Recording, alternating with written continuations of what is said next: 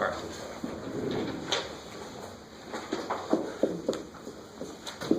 Actually, let me start this way. Let me do this a different way.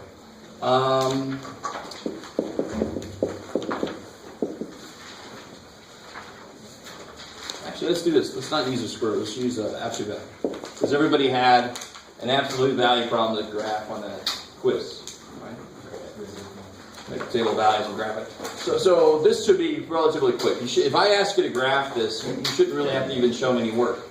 I know I always say show work, but this is a base function. This is something you should know what it looks like, and you should know some what I call anchor points.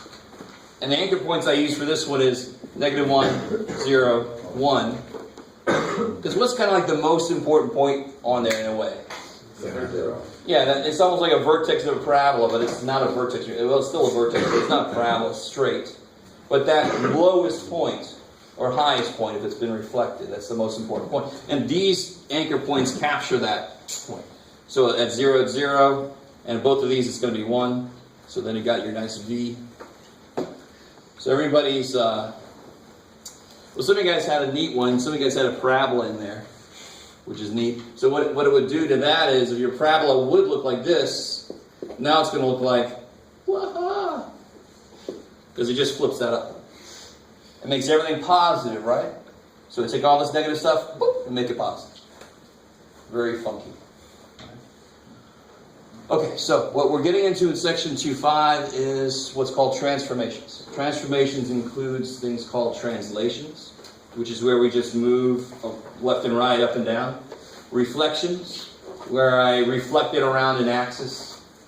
And stretching and shrink, what do you call it? Stretching and compressing. Right? So for that one, I really like trig function. When we get to trig, we'll do this. But if I had a function like that, and I said I want to smoosh it, then it's going to end up looking like, wah-ha, right?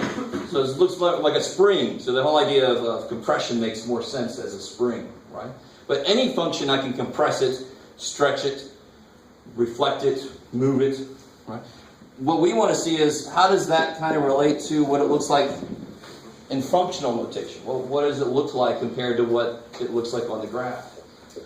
So if I do something like this, let's start with the easiest one.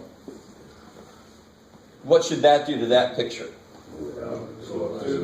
Yeah, so it's everything, all the normal outputs, what the outputs used to be, increased by 2. So that's the most direct translation. That just goes up 2. Right?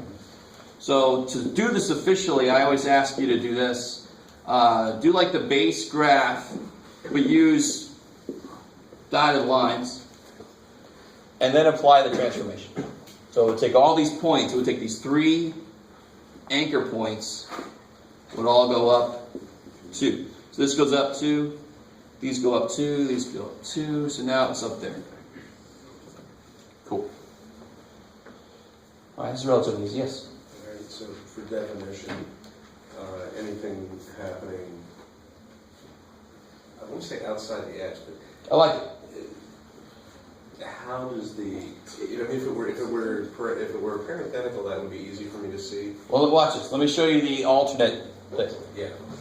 So here's one thing. This is anything where it's happening outside the base function, right? Outside. So anything that's like that, if C is positive, it's going to go up. If C is negative, it's going to go down. So if I would have made it -2, it would have just dropped 2. Is that cool? All right. Now, hopefully most of you guys have done some of this. When you talk about parabolas, you normally talk about why the vertex can be found the way you can find it, because they're just transformations. All right. So for example, what's the vertex here? 0, 0. Now where's the vertex? 2. Yeah, 0, 2. Right? All right. I'm thinking ahead. What if I were to put that +2 inside, and this is where, if you don't think for a second, you're going to get it wrong. Beautiful. It's going to go, it's not going to go up 2. And I really want you to understand why. Yeah. Here's the nice thing. I like the way you said it. If it's outside, it does exactly what it looks like it's going to do. But if it's with the letter, if it's in with the letter, it's going to do the opposite. I really want you to see why. How did I get 0 in this function? How do I get a 0 out? I put a 0 in. How do I get a 0 out now? Put a -2. Put a -2 in. Everything I put in has to be 2 smaller than it used to be to have the same outputs come out. Do you see that? So whatever this is, my inputs have to be adjusted the opposite way to account for that. Does that kind of make sense? Because as a student, it just so sucks. It's +2. Why are you making it go back 2? You're insane. No. You have to kind of overcome that addition of 2. All my inputs have to be 2 less. That's why this is a shift back, a shift left. I've never understood that. How? How does that even work? All right, so if I have this, tell me what x has to be to make the output 3. 3. Yeah, 3 or -3 to make the output 3. Is that cool? All right, how are we doing so far? So if I have this, what does the input have to be to make the output 3? 1. How does that relate to this? It's -2. Went back 2, right? Why am I allowed to put something in that's 2 less than it used to be? Because the first thing the function does is adds 2 to it. So all my inputs can now be 2 less than they used to have to be. So the picture's just going to move back. Because the first thing my function does is add 2 on top. So what would I have to put in there? Well, let me finish this out. Or what else would make the output 3? -5. Yeah. And that's, of course, 2 below that. Right? So when you add 2, how else can I say this? So I used to have to go, it used to take up until 5 to get like an output of 5. I'm screw the backside. You with me? I have to wait till I get to 5 to get an output of 5.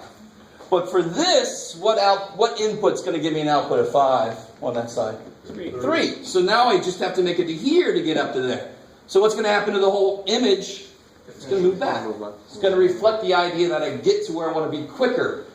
Because that +2 actually increases my inputs by 2, very first thing. Kind of assuming those 2 are already given.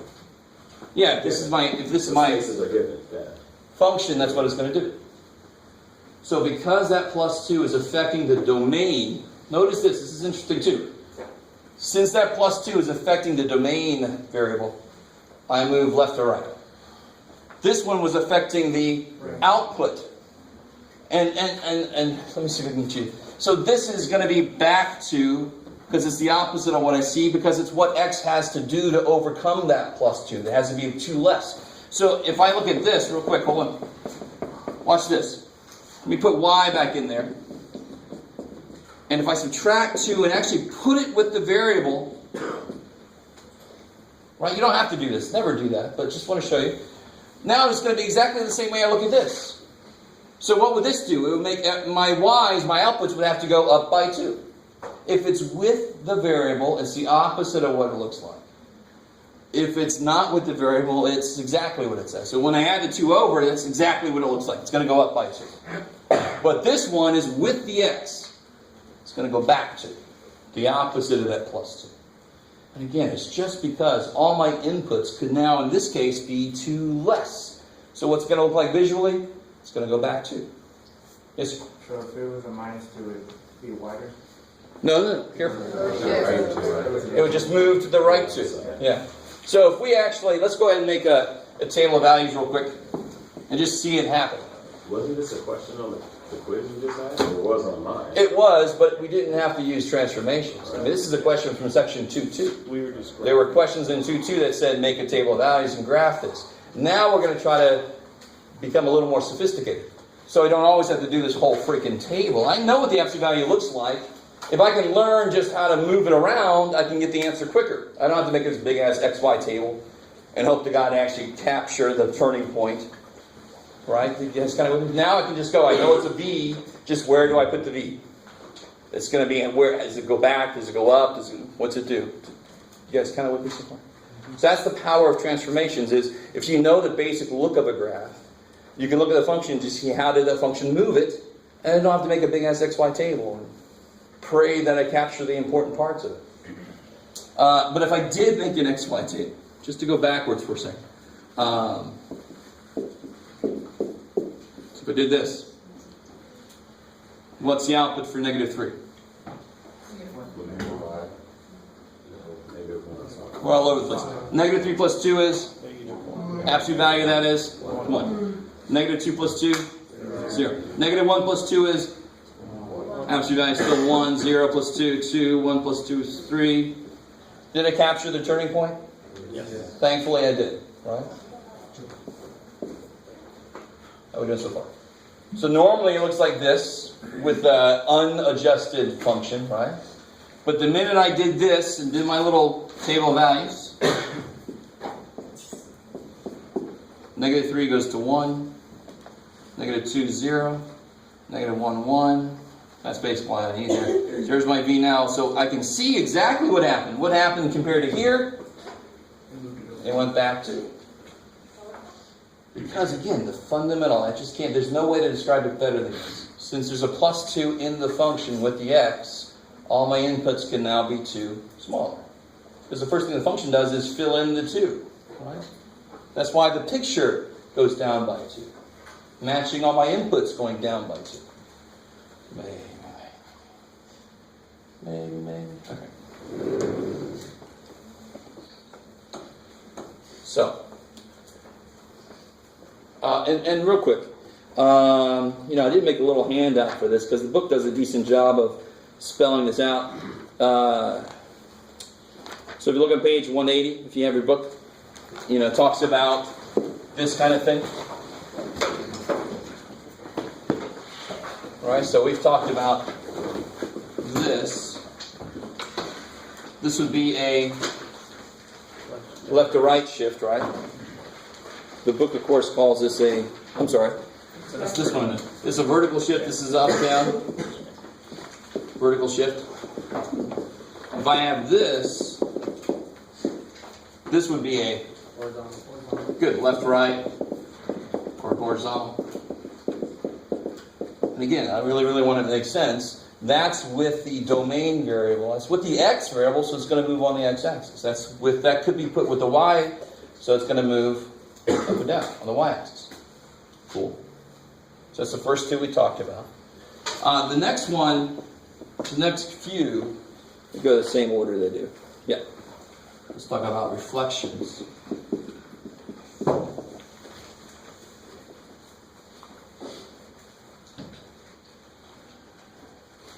So, for example, sticking with the absolute value,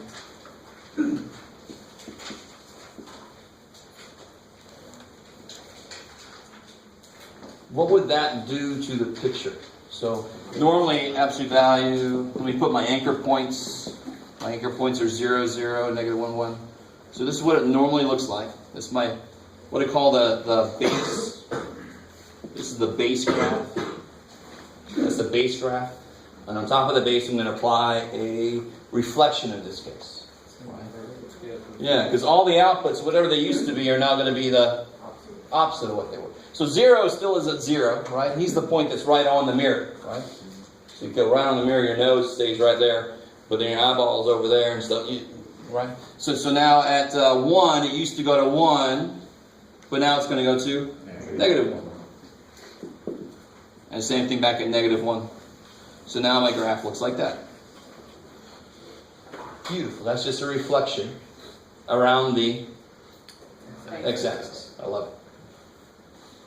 So the other main kind of reflection would be around the y-axis. And why would a reflection around the y-axis not really work well for an absolute value? Because if I reflect it, it's going to look like this again. You guys with me? So let's use a function that's not symmetric around the y-axis. Any function that's symmetric around the y-axis, you flip it, it's the same damn function again, right? And let's investigate that. If I did do, where do you think I put the negative if I want to reflect it around the y-axis? Inside. But what's the absolute value of negative x? X. No. You know better than that. But it is the same thing as that, right? Those are the same thing, aren't they? So if I try to reflect it around the y-axis, it's just going to go right back on top of itself. That's exactly what this says. That is the same as it was originally. It just reflects right back on top of itself. So let's get a more interesting function to look at. Let's look at a square root function. A square root function is definitely not symmetric in any direction. Right?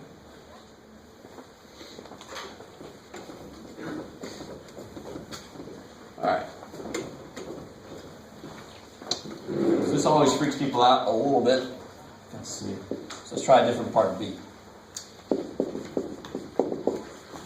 So of course the square root of x, what do you think are my anchor points? That would be the cube root.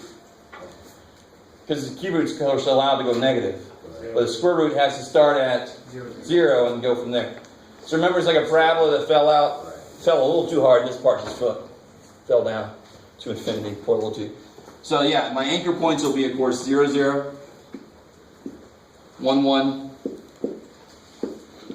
4, 2. So I always try to have 3 anchor points. All right, so here's my base graph that I could use for any transformations on the square root. So what if I do a reflection like this? This is where people freak out a little bit. Is that going in the third quadrant? Is it reflective of that? Doesn't it go in the third quadrant? Beautiful. I love it. Exactly. Well, what was I not allowed to plug in here? Negative numbers, right? -1, -2. Now here, since the first thing it does is change the sign, I have to plug in negative numbers, you see? So since that is with the x, it affects the domain. I really want you to make, I want this to make sense. So before I had to plug in 1, 2, 3, 4, 0, starting there, because I can't handle negative inputs. But now, since this is built in, my x's have to start negative, because the first thing I do is change the sign, right? So now, my base function looks like this. So now for this, I'm just going to reflect all the points around here. So now if I plug a -1 in, -1 is 1, square root of 1 is 1. So that reflects there. So 4, 2 reflects back to -4, 2. So now my function looks like that.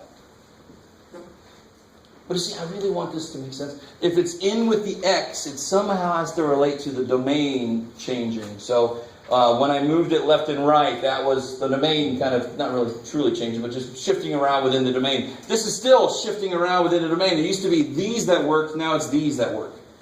And that's all about the domain. And that's because it's in there with the x.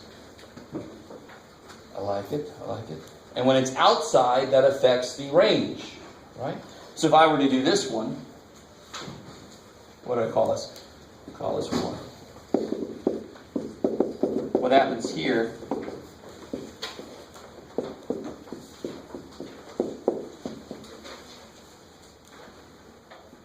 so here's my base graph. Flips on the x-axis? I like it. It's going to flip around the x-axis because now the outputs are affected. Square root of 1 is 1, so this function is -1 at 1, right?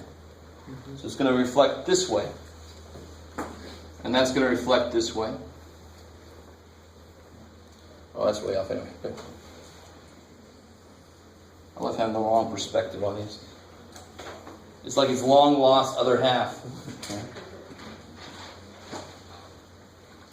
Let me just stop there for a second. So it makes sense of putting negatives in there somewhere. Multiplying by negative, graphically meaning a reflection, that just kind of makes some kind of base sense, right? Because a negative, what does a negative do? It actually changes where a number is on the number line. So two-dimensionally, it does the same kind of thing, but to a whole bunch of points. I've never actually said it like that, but that does make sense. I like that. What time we got? We're good, we're good. So one last thing I'll talk about, and then we'll head out for today. This is all section 2.5 still. What about stretching and compressing? And let me think. Well, we can stick with the square root. That might work fairly well. Don't you just multiply?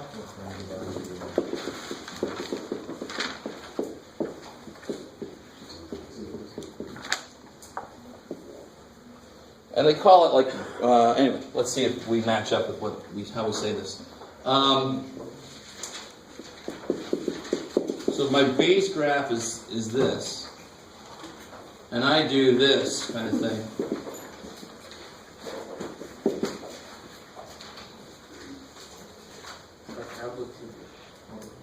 Okay, I like that. It's not really the amplitude, but I like that you said that, because when we get to trig functions, that will represent like the amplitude.